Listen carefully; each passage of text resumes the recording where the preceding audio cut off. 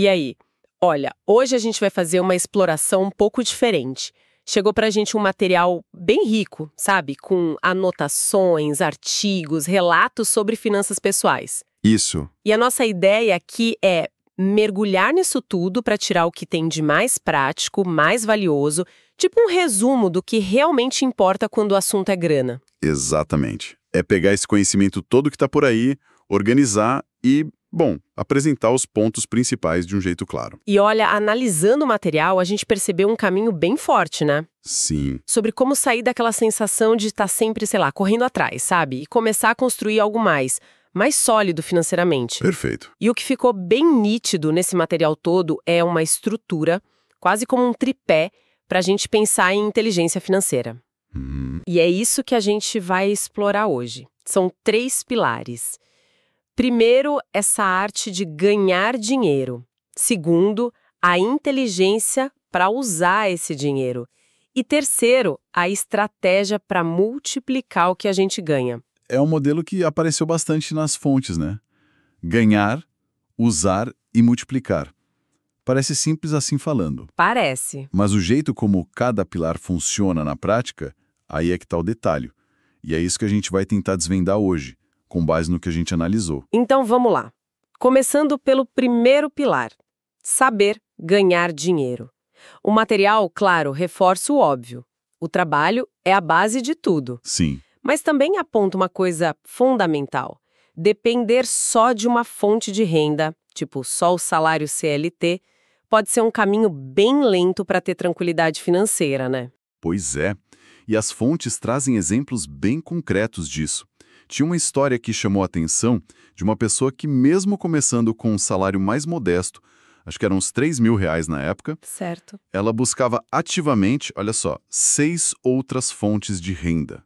E não era apresentado como desespero, sabe? Mas como uma estratégia mesmo, pensada. Nossa, 6. E isso quebra um pouco aquela ideia, né? De que renda extra é coisa de quem tá no sufoco. Exato. O material sugere o contrário, que é uma tática para acelerar as coisas. Tinha uma frase lá que marcou: raramente se encontra multimilionários com apenas uma fonte de renda. É forte isso. Coloca essa diversificação de receita como algo inteligente e não só um remendo para tapar buraco. O que é fascinante aqui, e o material ressalta bem isso, é a mudança de chave na cabeça. Não é ficar esperando a situação melhorar, sabe? Mas criar ativamente novos jeitos do dinheiro entrar. Claro que isso exige iniciativa, né? E também enxergar valor em outras habilidades, em outros serviços que a pessoa pode oferecer. Entendi. O material não entra em detalhes assim, exatamente quais eram essas 6 fontes, mas a ênfase maior é na atitude, na proatividade e na diversificação como um princípio mesmo. Mas aí fica a dúvida, né? Será que é realista para a maioria das pessoas hoje, com a correria do dia a dia, manter várias fontes de renda? O material dá alguma pista sobre que tipos de renda extra funcionam melhor ou são mais sustentáveis? Olha, uma lista pronta assim não tinha nas fontes que a gente viu, mas a sugestão que fica no ar é começar com algo que use habilidades que a pessoa já tem, ou até paixões, né? Faz sentido. Tipo, pequenos serviços, dar aulas particulares, vender online alguma coisa que a pessoa faz bem.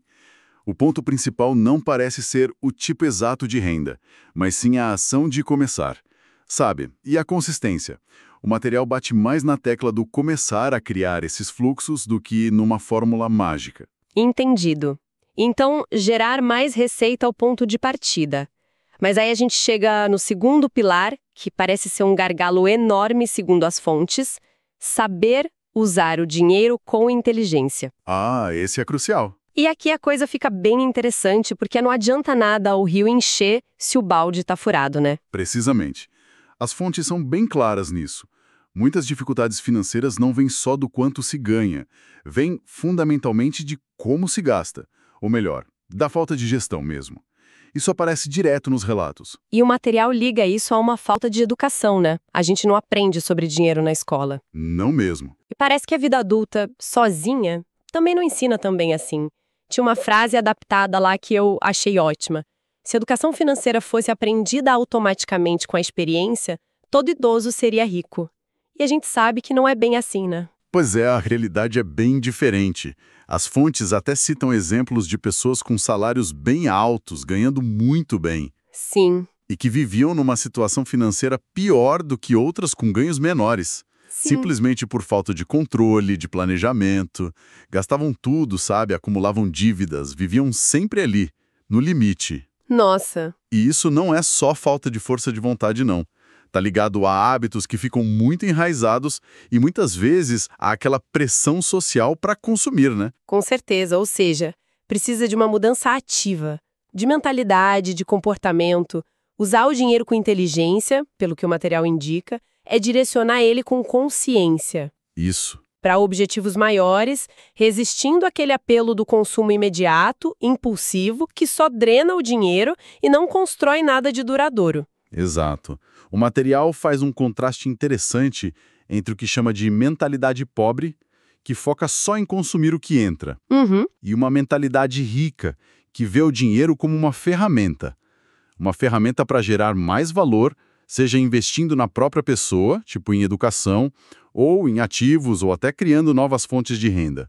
É uma visão de plantar, sabe? Não só de colher tudo agora. O que leva a gente direto para o terceiro pilar, saber multiplicar o dinheiro.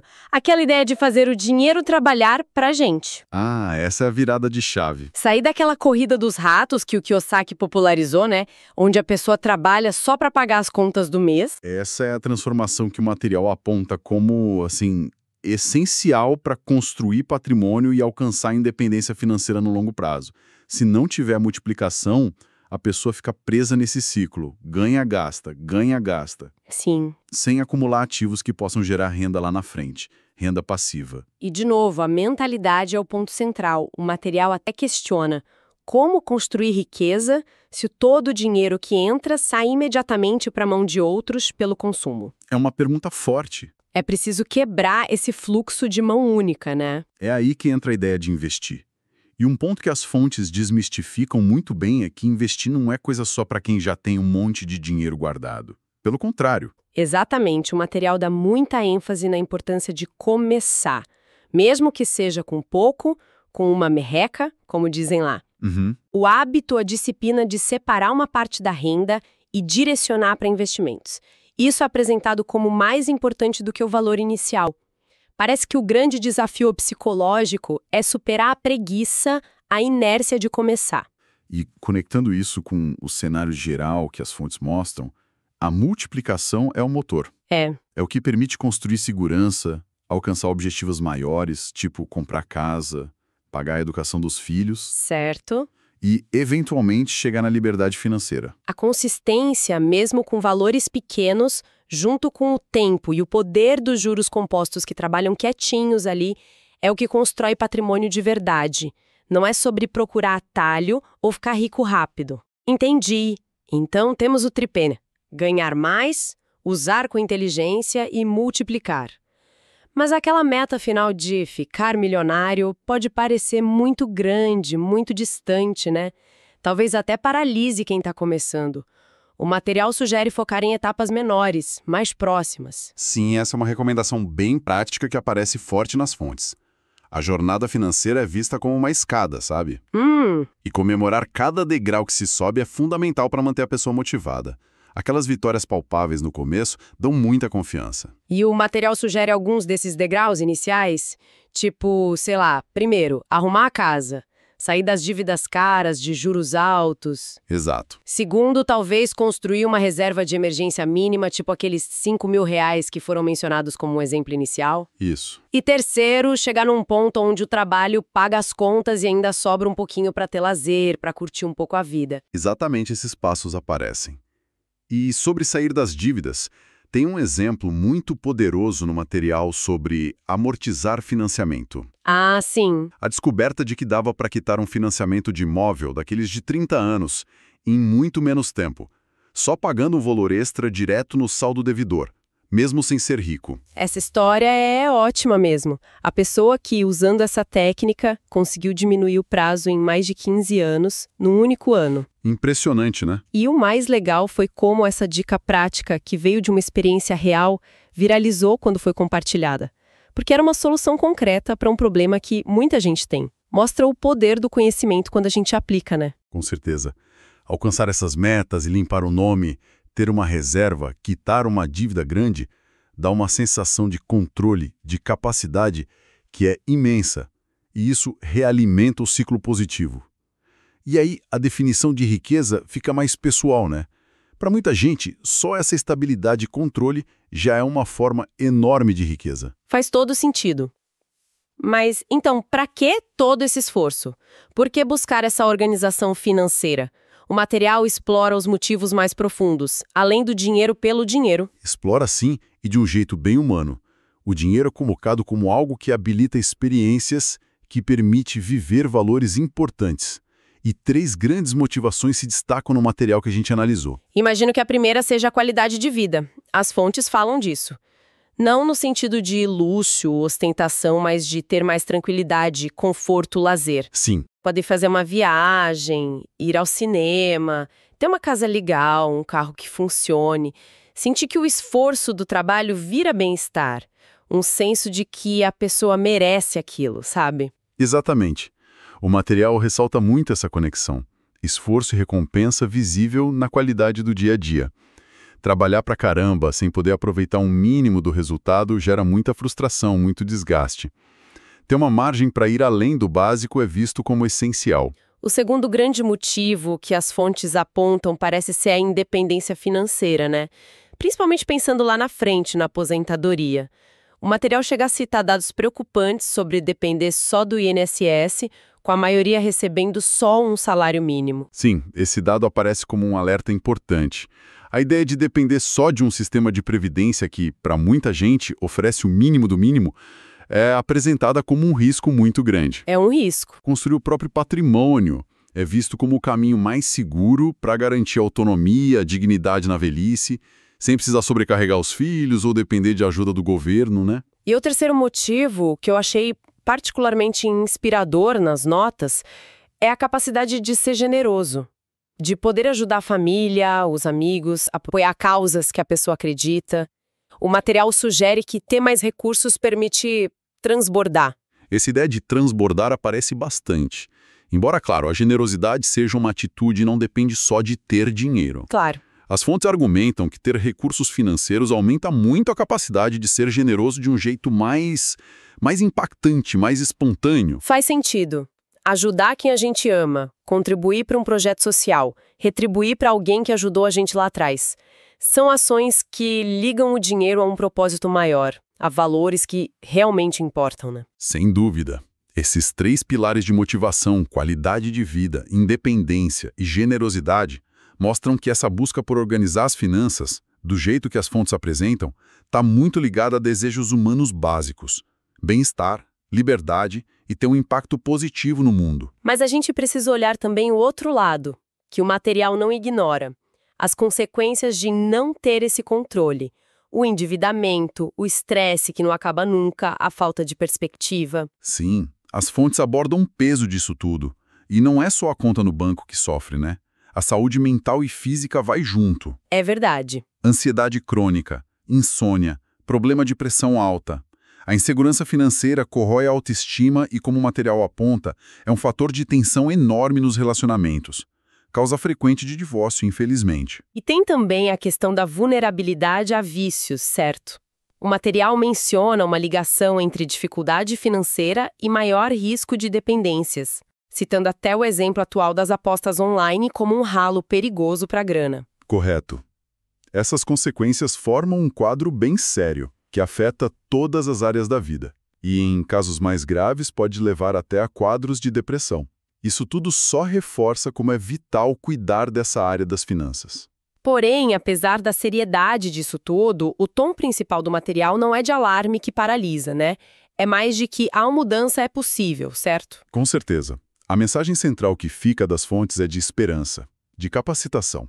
A educação financeira, baseada naquele tripé, ganhar mais, usar bem, multiplicar, é apresentada como uma ferramenta principal para essa virada de chave. É um conhecimento que dá para adquirir e aplicar. E para essa mudança rolar, o material parece destacar um ingrediente psicológico fundamental: uma vontade muito forte, um desejo ardente, como mencionam lá, fazendo referência ao Napoleão Hill. Uhum. A necessidade de querer muito mudar para conseguir fazer as escolhas difíceis. Exato.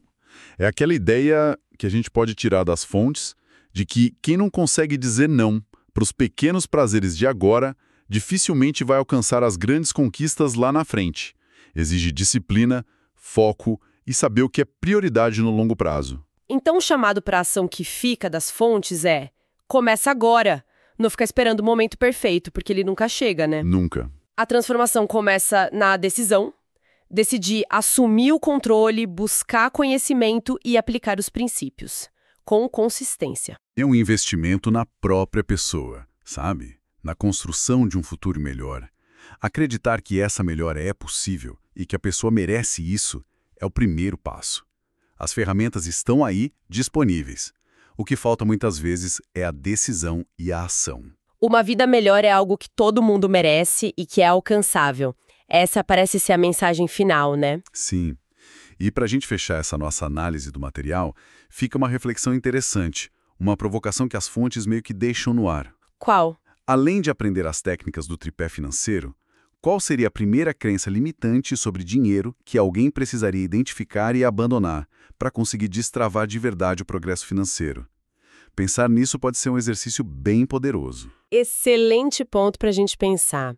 Então, recapitulando a nossa exploração do material, a tranquilidade financeira parece ser uma construção, né, baseada em dominar 3 áreas-chave: ganhar mais, diversificando as fontes, usar com inteligência, planejando, controlando os gastos, e multiplicar, investindo sempre.